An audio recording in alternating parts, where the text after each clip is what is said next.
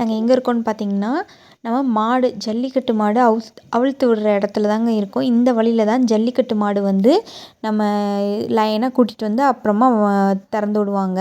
இது வந்து அங்கே ஜல்லிக்கட்டுக்கு முன்னாடி நைட்டு ஒரு 8, 9 மணி போல் இருக்கும். இந்த டயத்தில் பார்த்திங்கன்னா இங்கே இருக்கவங்க எல்லாருமே நல்லா சாமி கும்பிட்டு இந்த மாதிரி ஒயிலாட்டம் அந்த மாதிரிலாம் ஆடி எல்லோரும் தட்டில் வாழைப்பழம் இந்த மாதிரி பூ பழம் எல்லாமே எடுத்துகிட்டு மாலையெல்லாம் எடுத்துகிட்டு போய் செபாஸ்டியர் கோயில் முன்னாடி வச்சு சாமி கும்பிட்டு பொங்கல்லாம் வச்சு அதுக்கப்புறமா தான் வந்து லைனாக மாடுங்களை கொண்டு வந்து அதுக்கு பொட்டு வச்சு சாமி கும்பிடுவாங்க. ஒவ்வொரு சாமியும் ஒவ்வொரு மாடுக்குமே வந்து சாமி கும்பிட்டு தான் இதவே ஆரம்பிக்கிறாங்க. ரொம்பவே சூப்பராக பண்ணியிருந்தாங்கங்க. இதான் ஃபஸ்ட் டைம் நான் வந்து இந்த மாதிரியெல்லாம் விசேஷத்தில் வந்து பார்க்குறேன்.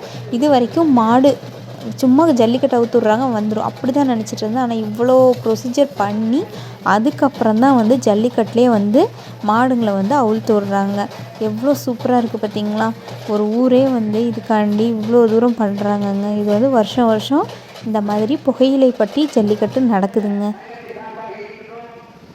இதான் நான் வந்து ஃபஸ்ட் டைம் வந்திருக்கேன். இப்போ பார்த்திங்கன்னா காலையில் மாடு வந்து எல்லாம் லைனில் நிற்கிது. இதுக்கப்புறம் லைனாக வந்து மாடுங்களை வந்து அவிழ்த்து விட போகிறாங்க. அவங்கவுங்க மாட்டுக்காரவங்க அவங்க கூடயே நிற்கிறாங்க. இது அப்படியே வந்து கண்டினியூவாக லைனாக அவிழ்த்து விடுவாங்க. இப்போ வந்து நம்ம வந்து இங்கே இல்லை, மாடு பிடிக்கிற இடத்துல நம்ம கிடையாது. நம்ம வந்து ஊருக்குள்ளே தான் இருக்க போகிறோம். இப்போ அங்கிட்டு இந்த மாடுங்கள்லாம் விட்டோன்னையும் அங்கிட்டு வரும். அந்த பக்கம் ஓடி வரும்போது அதை பிடிச்சிட்டு வர்றதை பார்க்குறது, அதை ஓடி வந்து பிடிக்கிறத பார்க்குறதே வந்து அது ஒரு தனி இதுங்க. நல்லாயிருக்கும். அதில் தான் நாங்கள் பார்த்துக்கிட்டு உட்காந்துருந்தோம். பார்த்திங்கன்னா அவங்களாம் பிடிச்சிட்டு வந்துட்டு மாடு ஓடின மாடை பிடிச்சிட்டு வந்து தண்ணி தாங்கடிக்குதுன்னு குடிச்சிட்ருக்காங்க. பார்த்திங்களா அங்கேருந்து எப்படி ஓடி வருதுன்னு பின்னாடியே இப்படி தான் ஒருத்தர் பிடிக்க முடியாது. அதை கயிறை விட்டுருவாங்க, திரும்பி இழுத்துக்கிட்டு ஓடும். அந்த மாதிரி வர மாடுங்களை பிடிச்சி வைக்கிறது தாங்க அவங்க வேலை. பாருங்கள், இது ஒரு மாடு, இது ஒரு மாடு. இந்த மாடை வந்து இதுக்கு முன்னாடியே கொண்டு வந்து கட்டிட்டாங்க. இது வந்து போயிட்டு விளையாடிட்டு வந்துருச்சு. இன்னும் கொஞ்சம் ஆக்ரோஷமாக தான் இருக்குது. பாருங்கள், அது பக்கத்தில் ஃபோன் கொண்டு போனாவே இங்கே பாருங்க.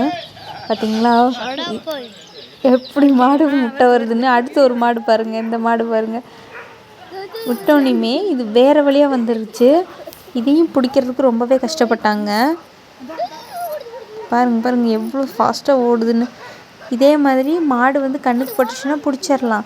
ஆனால் இவங்களையும் தாண்டி ஓடிடும் ஒரு சில மாடு. அதெல்லாம் வந்து இந்த வழியில் வந்துச்சான்னு சொல்லி மாட்டுக்காரங்க கேட்டு வருவாங்க. ரொம்பவே கவலையாக இருக்கும்.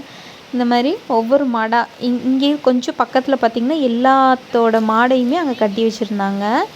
ஏன்னா அப்படி கொண்டு வர மாடு வந்து வண்டியில் ஏற்றுறதுக்காக கட்டி வச்சு அதுக்கப்புறம் அது வந்து ரொம்ப இழப்பு மாதிரி வாங்கும். அந்த வெயிலில் ஓடி வரனால அந்த மாடுங்களுக்கு இழப்பு வாங்கும். அதனால் கொஞ்சம் ரெஸ்ட் எடுக்க வச்சு அதுக்கப்புறமா தான் வண்டியிலே ஏற்றுறாங்க. அவங்க மாடை அவ்வளோ நல்லா பார்த்துக்குறாங்கங்க. இதை பார்க்கும்போதே அப்படி புல்லரிக்குது. ஒவ்வொரு மாடையும் பாருங்கள், அவ்வளோ ஜெய்ஜாண்டிக்காக இருக்குது.